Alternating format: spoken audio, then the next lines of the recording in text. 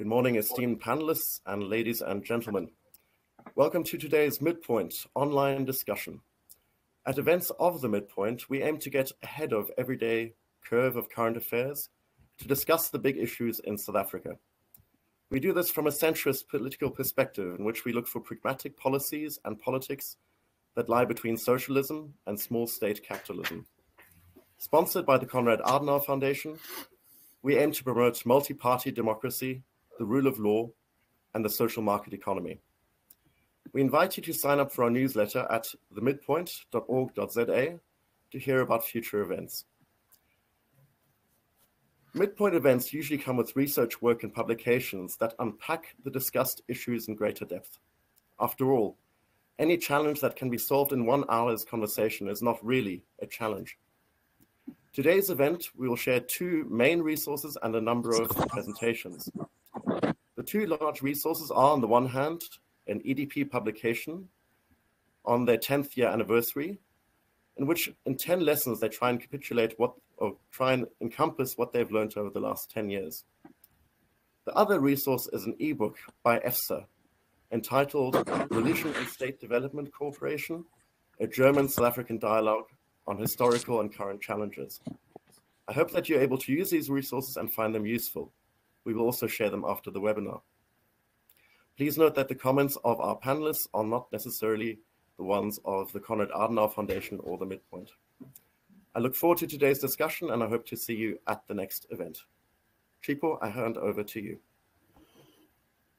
Thank you so much, Chris. Thank you so much, everybody, for joining us today and welcome to today's session. One of the things that we know in terms of South Africa's history is just how much non-state actors have been a core to our democracy and to the struggle for the freedom that we have as a country today.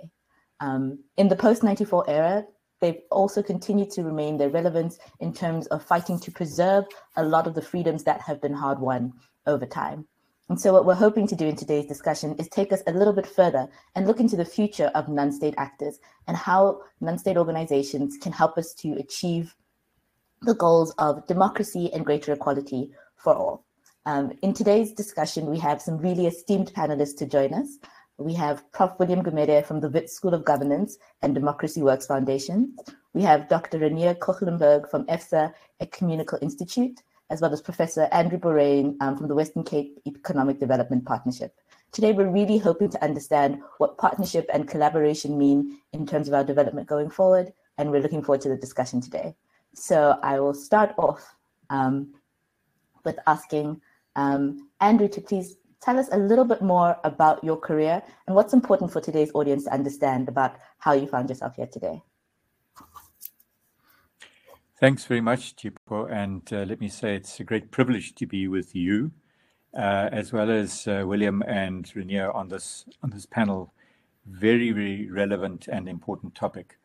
Chipo, I have worked in government in my career, both at national level and at local level. But for the last 20 years, I've been involved in 2 collaborative intermediary organizations. One was the Cape Town Partnership for 10 years, and currently I work for the Western Cape Economic Development Partnership. And I've experienced many, many occasions in my career when state well. That sounds Apologies, terrible. there seems to be some sound interruptions that are coming through. I don't know what. Chris, unfortunately, we can't hear. I don't know, perhaps if everyone could just go on mute for a second and then restart with just Andrew. Okay. How's that? Is that okay? All right. That's much better. Okay, let me just quickly restate. I've had many occasions when we've experienced difficulty of government and civil society, business, academics to work together, ultimately to the detriment of communities and development program outcomes. And so at the moment, my current work focuses on building intermediary platforms, independent intermediary platforms, so that government and non-state actors are better able to work together in practice, not just at the level of dialogue, but also how to convert that dialogue into joint action. Because dialogue on its own is important, but an insufficient outcome of the process. You need to convert it into joint action. And we do that in many different sectors: water, food and nutrition, homelessness, local economic development, urban regeneration, agriculture, and things like that. So shall I go into my my opening statement? Is that yes, please? Does that come now? That would be fantastic. Yeah. Okay, so in a couple of minutes, let me just give you what we regard as practical steps to improve relationships between state and non-state actors. What works in practice? What are the elements that you've got to build to make this happen? And there's sort of 5 fundamentals in our approach that we would recommend. One is, firstly, to see the state role as an enabler of development and not just as a service provider. Secondly, that citizen voice and action, in other words, what you would call agency, is both necessary and desirable. Thirdly, building state capability, and William, this is directly out of your handbook, building state capability includes not just helping the state coordinate its own efforts internally, in other words, between departments and between spheres of government, but also enabling the state to partner with non-state actors. That's part of the definition of building state capability. Fourthly, being able to respond quickly and flexibly to sudden shocks and stresses that are becoming all the more apparent with climate change. And then fifthly, doing things differently to achieve improved development outcomes. So not just doing it business as usual. So we've got two parts of the same environment here. We've got what we would call the top-down authorizing environment and the bottom-up mobilizing or activating environment. And they both separate, but actually they're both part of the same system. And both sides of the equation have strengths and limitations, and both need each other. It's not that one is better than the other. The top-down authorizing environment is characterized by your political mandates, your electoral cycles, your focus on functions and mandates, your policy regime, your planning and monitoring and evaluation rules, regulatory compliance, and of course enforcement. That's the stuff of your authorizing environment. And it tends to be fairly top-down and fairly blunt.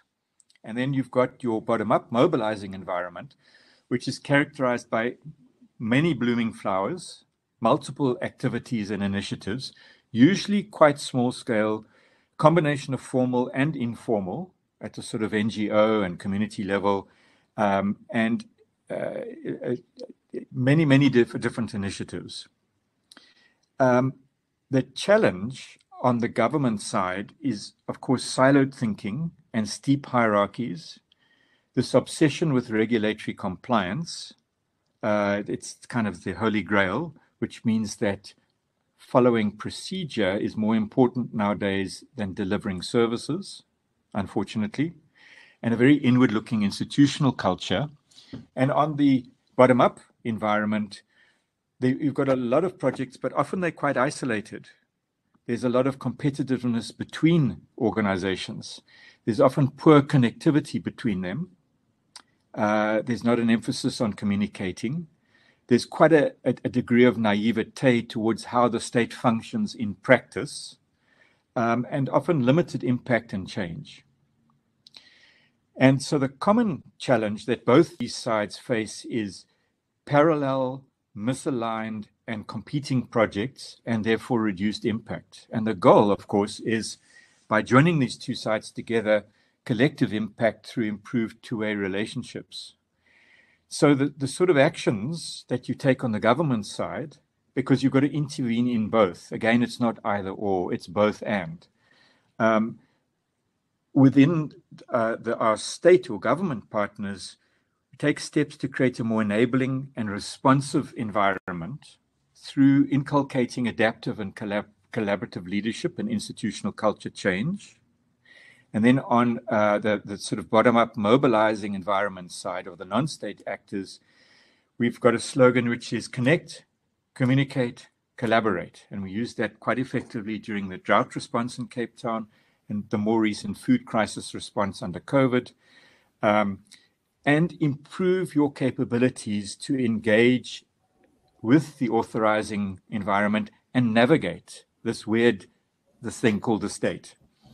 And we find finally, it's not always necessary, but when you have a low trust environment, an environment of historical distrust in a sector, it does help to bring in a kind of independent platform, a more neutral, collaborative intermediary organization to create the safe space where stakeholders can get together and agree on the root causes of the problem and not just talk about the symptoms, to identify a common language, because often these different, people speak government and speak community and speak academics and speak business, and these things don't necessarily coincide, to agree on a common agenda for change and turn that dialogue into action, and finally build in a process of learning by doing so that you can adapt and adjust your programming and your delivery.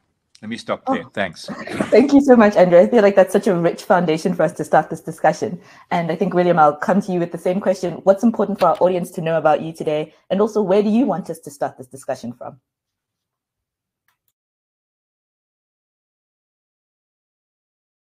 Oh, I think you're still on mute.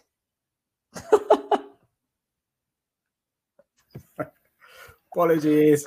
Thank you. I'm very grateful that you've invited me. My experience, of course, I've been teaching the last 2 decades in South Africa and, of course, abroad.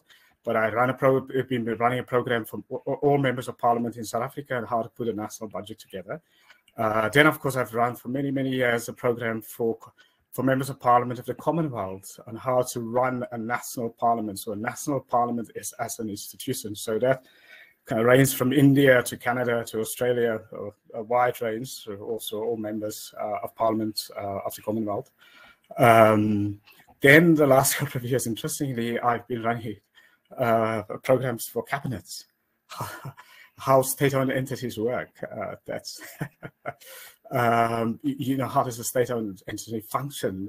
Because often my sense is often in this state, both at a sort of senior political level, but even in a public service, there's often a poor understanding how the state works, although people work in the state, or how a state entity work. And then, of course, I've been advising setting up quite a number of state entities myself. The budget office in Parliament, I modeled it, put it together the way it is now.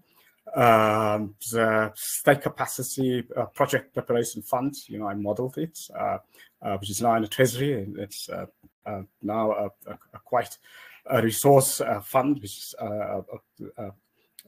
I'm very, very, very happy with. And of course, I set up also for the Treasury the audit committee forum. The idea really is to strengthen audit committees in the public sector, particularly at a local level.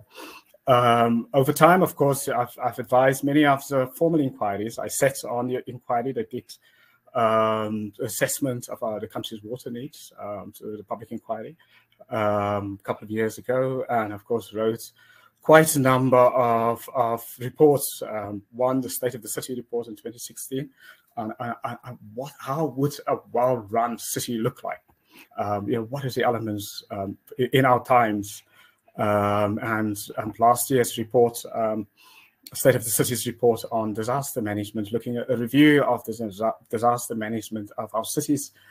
This is for government, of course, since 1994. And maybe there's a couple of others, but maybe just one more, which really is important. So I set on the inquiry, which we actually just completed, and actually later today is going to be formally handed over on the special task team that looked at the professionalization of the public service, the one that was gazetted. So we completed last year, and Hopefully, the president will release the report pretty soon, you know, for the public. Now, my sort of key issue, you know, key point that I want to make is that we've looked at the state too narrowly, and that is one of the reasons for the lack of state capacity. I mean, of course, there are many reasons, but for me, one important reason is often the state has been looked at as if the state is only government, whereas the way I would look at a state is a state with the non-state actors become the state. Now, that's a different way then of looking at the state. And for me, the successful developmental states, and I'm coming out with a book later in the year, which I looked at, for me, the 5 most successful developing countries since the end of the Second World War, and also including Japan, South Korea, Singapore, and so on.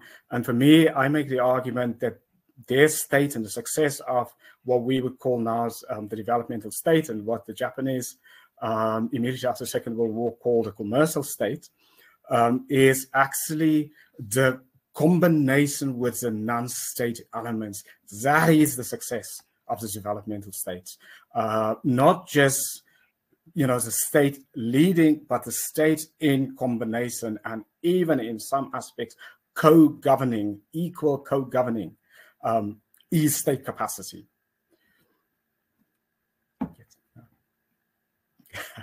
Okay, I feel like that is a bold take, and such an interesting and nuanced way for us to get started on this discussion, that actually non-state actors aren't outside of what we think of as the state, but need to be brought in even closer if we want to see these things succeed. And Renier, I'm going to hand over to you as our last introduction to tell us more about yourself and where you'd like us to take us in this discussion.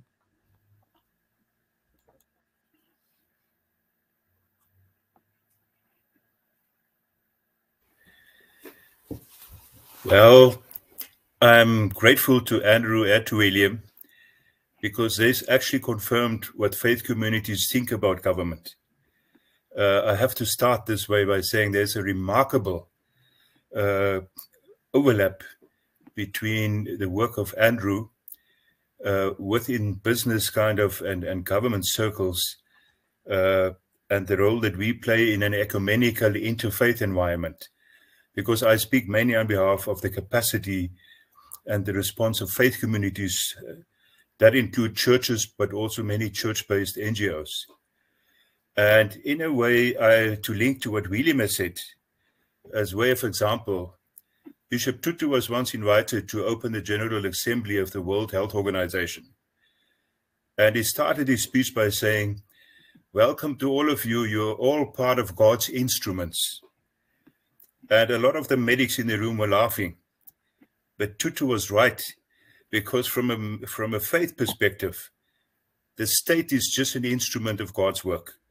Maybe a very blunt and ineffective instrument, but nevertheless, we regard all partners potentially of part of God's work, just by way of introduction. By training, I'm a theologian, but I was too scared to become a pastor, so I kept on studying. And I have to be honest, I was sent to Germany by Bayerschnudier to look at how the post-war landship in Germany developed and what was the role of faith communities, especially the Lutheran and the Catholic Church, in the rebuilding of Germany after the Second World War. So that was part of my origin. I'm a theologian, but I've been working on issues related to development the whole of my life. My current job, I work for the Ecumenical Foundation in Stellenbosch, and we have different national projects. A recent one that we'll share the notes on was hosting the International Partnership on Religion and Sustainable Development that took place end of last year in Stellenbosch.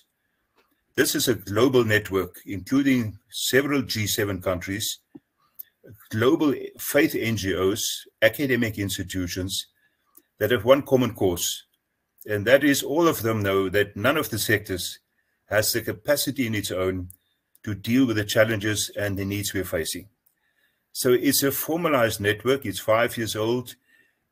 We were one of the co-founders in Berlin when it took place. But the rationale for cooperating and just more than dialogue, like Andrew said, is the problems we face is far too great that we can keep on talking about it. We have to do something jointly. We may have different roles, but we have to have structured relationships to be effective. So I think for a large part of my working life, I was part of that.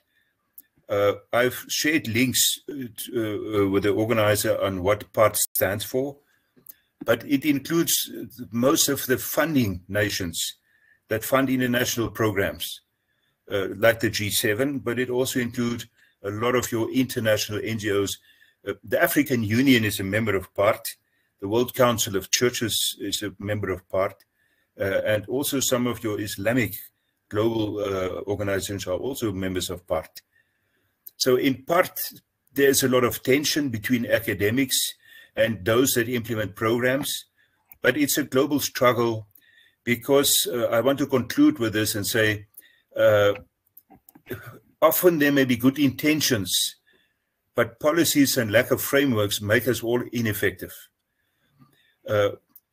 Faith communities are not only important to support government's implementation, they see their primary role. They want to ensure a life of quality in fullness, all faith communities. And therefore, they are willing to partner with government, not the other way around. So faith communities never see themselves as mere service providers. The opposite is the case. They cooperate with business and governments because they want to ensure quality of life for all people. And I want just to give you two examples. In questions, I can respond to the more, but the oldest health services in South Africa were all founded by churches. The oldest education institutions in South Africa were mostly founded by churches. And even recently in Global Fund projects, churches played a tremendous role. But two examples suffice to say why is it relevant. Thuli Madonsela's law studies was funded by Beyers Naidoo, a pastor. That is what you call investment. It's a long-term process. It's giving people skills and abilities that could change a country's fate. The second example is Dr. Emmanuel Taban, the famous doctor in Midstream Clinic treating people for COVID, who was supported his whole life by Catholic ministries, not only going to a Catholic school with great education. So apart from short-term relief in emergencies, faith communities are extremely good at long-term development investment into people. Thank you. Thank you so much. And I think that's such a core issue in terms of like who really has the long view. And one of the things we know about democracy and elections is that oftentimes politicians are held quite captive to election cycles and a short-term view of what it takes to win. So it's really important to have partnership with organizations that can take the long view and take us into the future. Andrew, I want to head over to you and find out, in terms of understanding partnership and collaboration, how important is getting it right? How important is getting partnership and collaboration right in terms of the ability to achieve these goals across a number of different actors? Well, it's essential. It starts with the different actors, whether you're in government or in civil society or NGOs, the donor community, the church community, or the interfaith community, wherever you're starting, that you cannot achieve your goals on your own. If you say, I'm going to do it by myself, well, why partner? And you'll never get to the next step. So, and often in government, there's an attitude is that they're the only development player. They've got the elected mandate, they've got the resources, they're meant to be a developmental state, and they've got to lead all development. And as soon as you can adjust that mindset within government to say, goodness, thank heavens that we have development partners in the community or in the faith-based organizations or in business, and we don't have to do it all on our own. In fact, it's not just up to us to deliver services. We can just enable other people to lead their own development, their own freedom. And that's the starting point. But the other things that come in there is, and again, when you're dealing with government, this is a big issue. You've got to start with the system, not the mandate. People in government, all spheres, get very fixated by their powers, functions, and mandates. And unfortunately, that's reinforced by an approach from the Auditor General, which says, stick in your lane. Don't blend your budgets. Don't blend your mandates. Keep it simple so we can hold you accountable. And I can understand that sentiment. The trouble is that it acts against collaboration, even within government, between different departments or between spheres of government. So it's a negative outcome for a noble intention there. So we've got to help people start with the system. What's the transport and mobility system, not what your powers and mandates are within that system. You may control part of the system, but you've also got to be able to influence people in other parts of that system. And you cannot influence people if you're not in a relationship with them, because you cannot command and control influence. Okay, so relationships matter. And you've got to spend quite a lot of time and energy on building relationships. And again, often people in the development community get impatient with all this relationship building and process. They just want to do things. And of course, we need action, but you need action and relationship building to go hand in hand. And then the final thing, well, the other thing that we find, and we've been doing it very successfully, we've been doing some food and nutrition learning journeys in places like Lichtenburg in Worcester just last week. And with the people coming from government, we said, let's just start off by listening twice and speaking once. Because often when government people show up in communities, they feel that they've got to rescue the situation, they've got to save the situation, and they've got to provide all the answers. Rather than listening to what communities are saying, or people outside of the state are saying, and develop a shared understanding of the problem and not jumping too quickly into the solution. And so when we said, listen twice and talk once, we really meant that. We really said, you don't have to go up into these communities and start talking as though you've got the answers, because often you in government, you don't have the answers, or you have part of the answer, but not the whole answer. And I think inculcating a spirit of deep listening, empathetic listening, understanding the other and where they are coming from, being able to walk in their shoes, is an important part of partnership building. Oh, thank you so much for that. And I think it feels like you've really set up the question that I have coming up next for William, in terms of when we look at the state and when we put so much emphasis on like the state as the key actor that's supposed to deliver on these outcomes, oftentimes we forget about the ordinary citizens and the population who is dealing with these problems on a day-to-day basis. So my question to you, William, comes in then, like, what's our responsibility as citizens, and what's the benefit of democracy in this process to achieve those goals? Yes, I mean, citizens actually is a big part of their state capacity. So if they exclude us, we're excluding an element of state capacity, one of the pillars of state capacity. So, the one way they need to be included is, of course, in terms of citizens who needs to be involved. And I mean, it's a whole, the magic of democracy, the way it works, the involvement of citizens with the state to deliver development. So for me, that's, so it's a very core part. So almost, citizens co-government also, they're not just the voters, recipients of delivery. And I mean, just on a practical terms, citizens must monitor the state's capacity to deliver. I mean, we've got the state now has all sorts of fancy monitoring and evaluation and consultants and so on. But actually, the most important, that as useful as these sort of things are, if it doesn't involve the citizens to do the monitoring and evaluation, and that is as a core core part of it. And again, here's an example. This is a wonderful example, which I just put into this report, which is the public service reports, or rather, the formal name is a professionalization of the public service task team, is in Japan.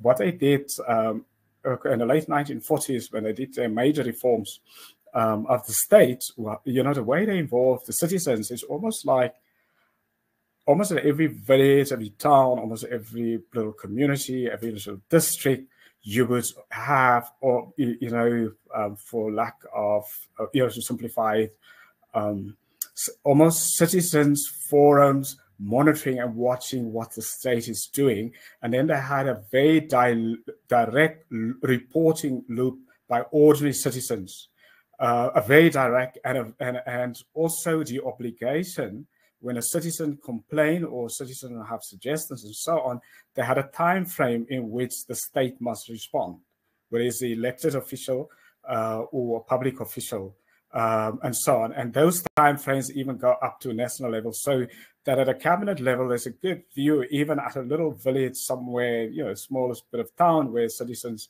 citizen complained or citizen have a view of certain things and so on. So we really will have to bring in citizens. But I mean, just to end for me, what I worry about is, in a sense, is just, and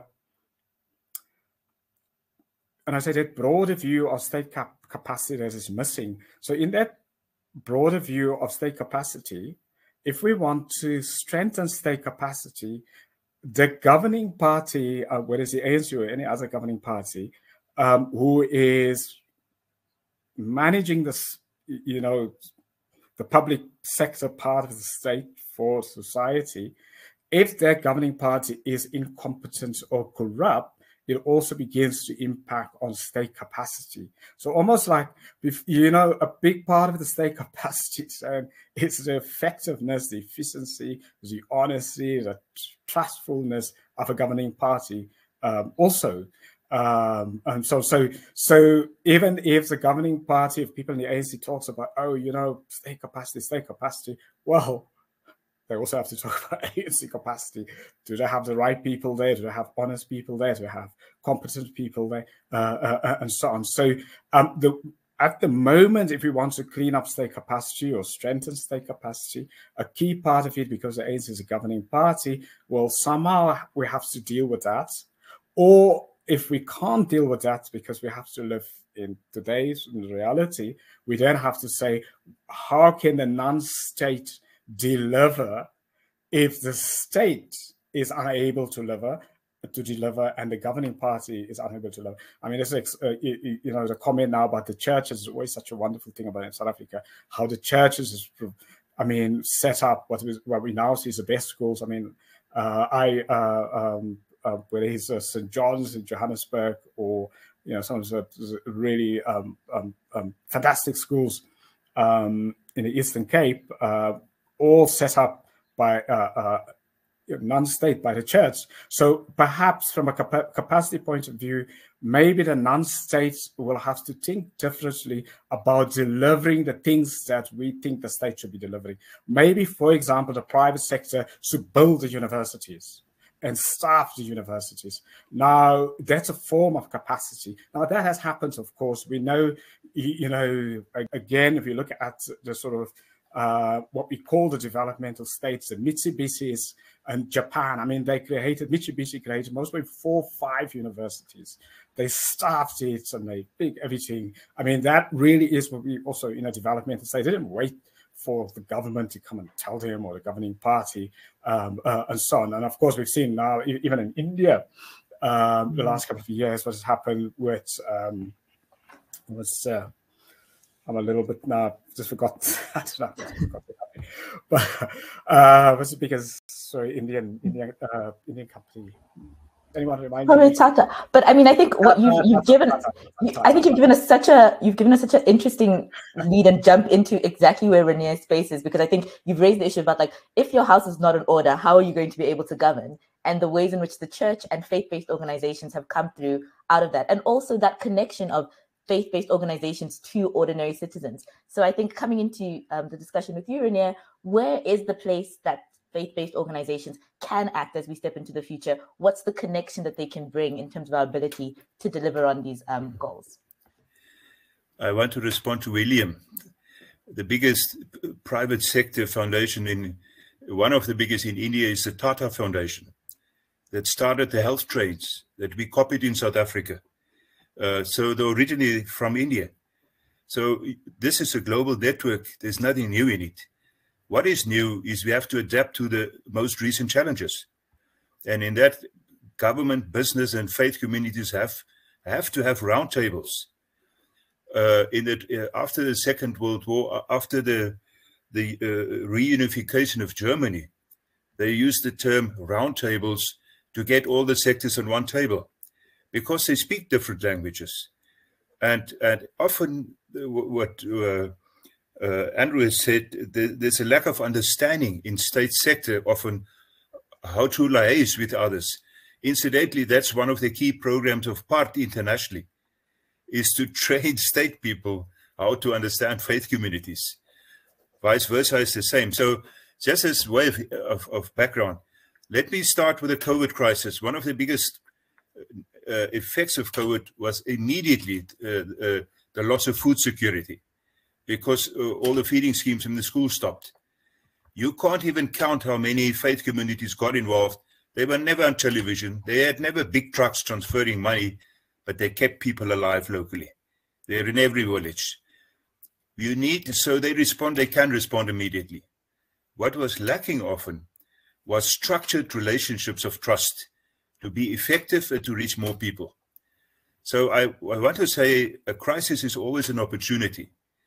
And we have to reflect on how we structure these partnerships if we want to make it cost effective and to ensure that money is not being lost or wasted. So, of course, it was an emergency, and all governments and all over the world, nobody was perfect in responding to it. But what I want to say today, there is enough capacity in South Africa through faith communities in every little town in this country with a functional office.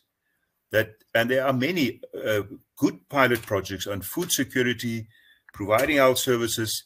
But I'm glad that William pointed out, and you also, Andrew, the problem with silo working is that many of these programs are not effective, because insecurity of food is much more than lack of food to eat.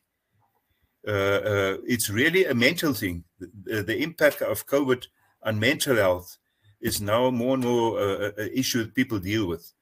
But support to vulnerable families is more than just giving them food.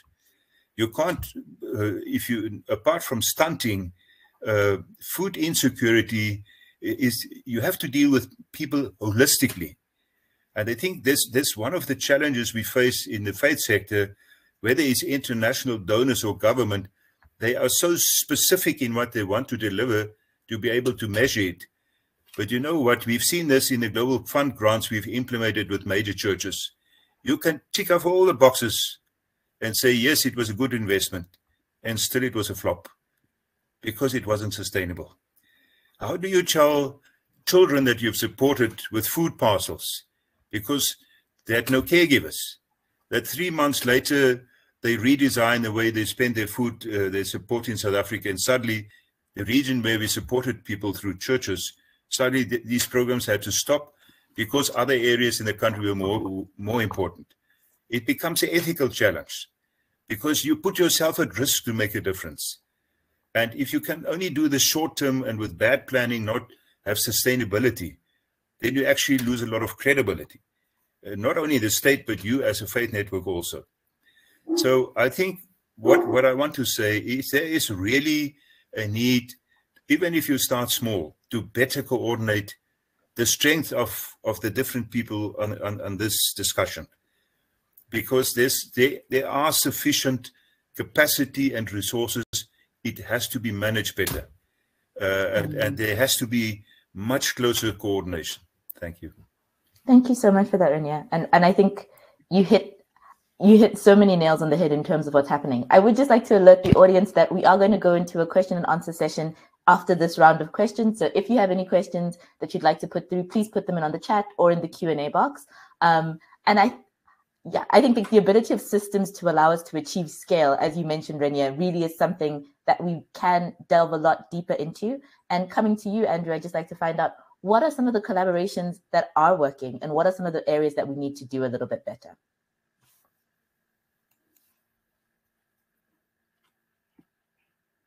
Or on mute, sorry. Apologies. So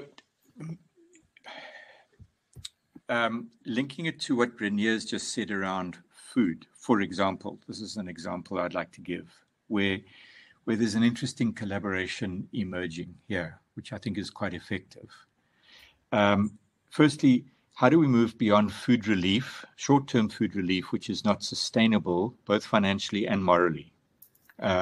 It's important in emergencies, but we've also got to look at how do we change the food system to address the poor nutritional outcomes for children under 5 and get better access to affordable, nutritious food. I mean, that's got to be the common goal. So firstly, what is a food system? You know, it's not just where people buy food, it's who produces it and where it's produced, and raising the issues around urban agriculture and peri-urban agriculture and things like that. It's what's processed and who processes it, and is that processed food any good? And you know, can we introduce micro-processing and micro manufacturing? And we can. It's the distribution of food and the costs relating to transport. And so how do we bring producers and consumers closer together in the food system? It's who sells the food. Is it big box retailers or is it the informal sector or combinations of the both? And what do we do with our food waste? And how do we recycle it productively? So that's what a food system is. And the trouble is that on the government side, they would say, well, oh, food's not our mandate. Because, I mean, there's no Ministry of Food. There's no Department of Food. It's broken up in different ways. And agriculture deals with production, and economic development promotes the, you know, perhaps processing and retail, and environmental management deals with waste. So it's fragmented governance within government. So it's hard to even pin down who to work with. And the first lesson is partnering starts at home, like charity. And therefore, you've got to get your act together internally in government, just as in civil society, to become partnering ready. So you've got to have a transversal approach, and you have to have an intergovernmental approach, and you've got to say, I may be dealing with part of the system, but I need to work on a system-wide basis, not just in terms of my own disconnected powers, functions, and mandates. And so what we've been able to do in practice, in building this collaboration that we've got here in the Western Cape, is we've mapped the variables at a very grassroots level that make the difference between surviving and thriving. So it could be proximity, it could be transport and mobility, it could be access to storage and cold storage, and where is cold storage in informal settlements, for example. Access to energy, access to water, access to land for subsistence farming and small-scale commercial farming, and it's not either or, it's both and. Access to food relief from government and civil society, access to the support services, soil, fertilizer, or compost, or seeds and things like that, and training. Issues of safety, and issues around traditions and stigmas related to food and nutrition in different communities. So it's a complicated lot of things, but you map that all out in collaboration with people that are doing those things in the community. And then you sit down, carefully map it back into the different powers, functions, and mandates and budgets and responsibilities in government at national level, at provincial level, at district level, and at local level. So it's a very detailed exercise. So it's not just bringing everyone together and having a nice chat about things, because that doesn't get to the heart of the matter, and it doesn't break it down into often technical components and legal components and financial components. So if you want to do partnering, do it properly and put a lot of effort into building that platform, and it takes a bit of time, but if you've got the proper approach and the proper framework and the proper methodology, it works. And it also changes attitudes and behaviors on all sides and builds those relationships. That's so fantastic. Thank you so much. And William, I guess coming into you on this question is, with everything that's happened, with the amount of crises that we've had, what are some of the levers that we have available to push us towards more of this collaboration? What's something that's possible? I mean, I guess the crisis actually provides opportunity. And I think maybe if we begin to think about opportunity in all of our crises, you know, the crisis is a leverage point to do certain things. I think we've got a couple of wonderful leverage points, actually, because the ANC as a governing party is really on a decline, and we now towards the end of the dominance of the party. It's very likely that in the next elections, the party will be out of power, or it will be in power only by the coalition. So, you know, it would be dropping similarly as the same kind of results as local government elections. So what we've, as a country since 2016, for me, an absolutely wonderful thing has happened, is that at a political level, we've been seeing more coalitions.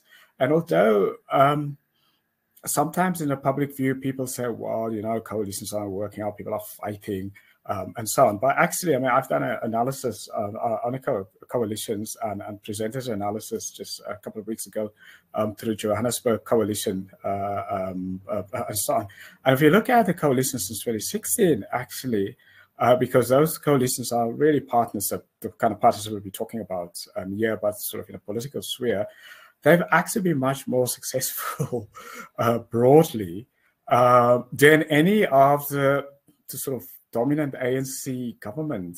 I promise you that if you look at the results. And yes, there's been some spectacular failures and implosions in Joburg and Swane, down in Nelson Mandela Bay, but actually the majority of these type of coalitions have actually been working. So for me, the good thing is in terms of we are actually becoming a coalition country, and that is really good from a partnership point of view, which means that, you know, hopefully we could, that spirit can then move into partnership beyond this, the view of the state only or one governing party only. But if we can just now move from that coalitions at a political level to almost coalitions for capacity, for delivery, between the state and the non-state, to begin to think of in that way also. Thank you so much, William. I think that's such an interesting framing, that like this time of political change can really offer that opportunity for greater partnership. I just want to remind everybody, after this question, we will be going to more broader audience questions. So please put it in the chat or put it in the Q&A session. And I think, Renier, one of the things that I'd like to find out from you is, faith-based organizations come at it from a different perspective. As you mentioned earlier, it's about the quality of life that we're hoping to give. What's something that governments and political actors can learn from the way that faith-based communities approach development and growth?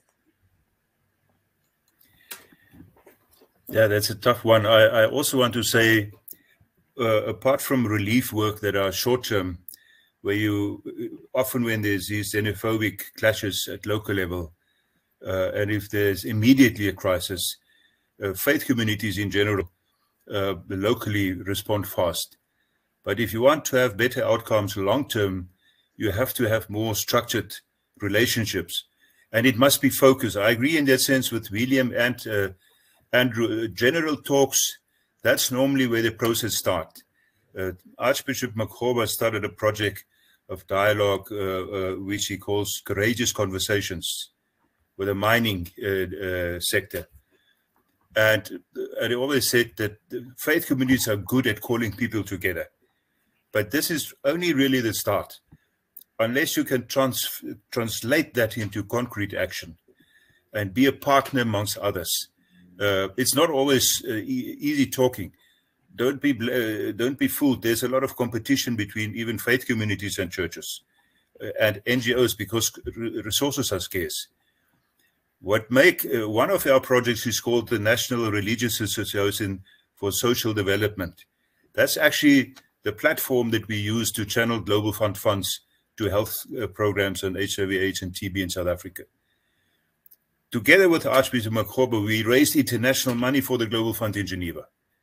And then sometimes in South Africa, we were not capable of getting access to those money. That's another story. But the point is really that if you're not focused, and like Andrew has said, it must be very clear-cut focused. Then churches also have to learn to partner and to fulfill the conditions of transparency, accountability, all that is linked to good governance. It's either that or you can't cooperate. You have to comply with the conditions of having money and to be accountable. And this is also for churches a challenge. Let me be honest with you. But there are many churches. I recently take just one simple example. What the Minister of Health has said in Parliament. There's more than 1,000 doctors shortage in the public health facilities. There's a huge shortage of nurses, 10,000. Social development has a shortage of 50,000 social workers in South Africa. These are government figures, not mine. These are the guys that has to monitor vulnerable families in metros and in rural areas. They have no chance of achieving that. The other side of the coin is churches have cooperated with these different departments, but it remains relatively short term. It has to become of what William would call the capacity of the state. The state has a right to coordinate and create rules. There's no chance that they could do it on their own. And that's actually, for me, a very interesting perspective that he's brought, that is part of being state, of delivering services. So in our network, the NRSD, we have Jews, we have Muslims, we have Christians. South Africa is one of the few countries in the world where interfaith relationships is strong because of our joint fight against apartheid. We're an example to the world of that. So there's actually, we learn to work together in many ways, but it has to be very specific where you have to render the services. And this has to have national, provincial, and local level. So there are examples of success, but it's too ad hoc. It's too ad hoc. What makes you effective is you have to have a long-term strategy. And you have to be disciplined and you have to be focused. This is not the language of business. This is a language if you want to succeed with a project. Whether it's at local level or national level, you have to be accountable precisely. So I say again, we look forward to the dialogue with the state actors, to the academic sector, and all the networks involved. At some level, this has to do with policies. There are really stupid policies in place that makes us totally ineffective. If you want to start deliver immediate services, that hinders our cooperation. And that's a bomb that Archbishop Makgoba always highlights in the international conferences.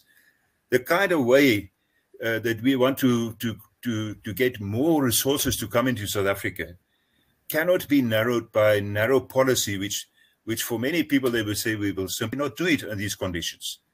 And if you only negotiate with the state on the other hand, and you lose sight of the capacity of the non-state actors, you're at a deficit, because people don't want to invest anything that is into a state that is centrally controlled but doesn't have the capacity to really implement it. I think all of us are in the same boat. Yeah. Awesome. Thank you so much, Renier. I'm just noticing the time because we have just a little bit of time before we're supposed to be closing out. But we've got an excellent question, comment from Charles Crossan in the audience. And he says, coalitions force the politicians to rely on collaboration. This moves them from competition to collaboration. Also, the dominion of one view has to end, and debate is necessary to arrive at solutions. And I think what he raises there is such an interesting point about this move from competition to collaboration. So because we are going to be running a little bit short on time at the end, I was wondering if you could please, as you give out your closing statements, just think about what is that move and what is the opportunity that's available to move our political discourse from this idea of competition to one of deeper collaboration. And I'm going to start with you, Andrew. So if you want change in society, you've got to model that change. And it starts with leaders being able to model that change. And we've developed quite an immature political system or party political system over the last 25 years. And I think we've got to shift and become more partnering and coalition ready. So what are the sort of things that the negative characteristics of our political system? There's kind of short-term opportunist floor crossing to topple a ruling coalition. It just breeds instability and lack of progress. There's a kind of winner-takes-all attitude, which Charles has referred to there. We're in charge 100%. We don't need you. We're not going to include you. We're going to do it ourselves. And we're going to show you that we're the best. The kind of new broom sweeps cleanism. So you check out your predecessors' projects, even if they're predecessors from the same party, because you want to show that you can do things better, even if the previous projects were actually good. And there's many examples of that, including some Harambee projects in Gauteng, for example. Also, the short-termism and the kind of electoral focus on electoral cycles means that often there's very poor long-term planning. Planning beyond the 5 years, and also an ability to accept that difference in our society is positive, not negative. Having different ideas and debating them and cooperating around difference drives innovation rather than trying to silence it. I do get worried. I heard yesterday that 70% of all the councillors elected last year are new in the South African municipal system. That doesn't bode well for a mature party political system of cooperation and coalition and partnership. Wow, I mean, that's a shocking statistic to leave us on, and definitely something that I'll be ruminating on this evening. But I don't know, William, what would you like to bring in as your closing on that comment? No, absolutely. I mean, for me, maybe the closing line would be, I mean, if you look at the successes of countries after the Second World War, developing countries and industrial countries, is partnering on two levels and then kind of integrating those partnerships. The first is a partnering on political level would be what we would now call coalition. And even sometimes in some countries, they bring parties into coalition even if they don't need to have that. So that's the one part of partnering, is a collaboration. Really is a kind of coalition is collaboration. You bring all of the ideas in and you build a consensus, and then there's a buy-in, it's a trust-building exercise, and then one delivers development and public services. So that's the one part of it. And then the other part of it is the partnership between the state and the non-state. So you got so successful development really then like the pillar. I mean, that's now looking at the countries that's done very well since the Second World War, and those who failed terribly. It's been one, the kind of coalitions on a political level, which encourage the collaboration at that level and partnership at that level. And another one is then between the state and the non-state. So you combine that, really you've got winning formula. Because what it does really is it brings all ideas and all resources of society, for development, for service delivery. I mean, that's what partnering does. And like, just think about it, a non-state and a state, you bring in a public sector, civil society, the churches, you bring all of the resources to deliver. It seems so obvious. It's like, twice we ever argue against that. Or from a political point of view, I mean, bringing in, whether it's the ANC or the DA together, whether they disagree on ideology, again, you bring in the energy. I mean, just like the energy, the ideas. I mean, for me, the most successful developmental state, which I absolutely love, is the Japanese. William, I might have to just cut you off there, because it looks like we only have 1 minute, and I need to make sure that Renier definitely has a word to add into this. So apologies, Renier, if you'd like to just give us a brief closing.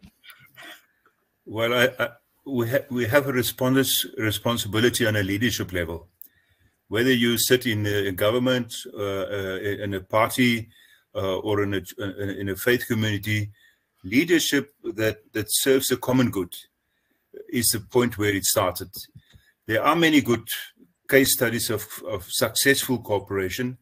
This could be enhanced tremendously with better coordination. That's all. Thank you.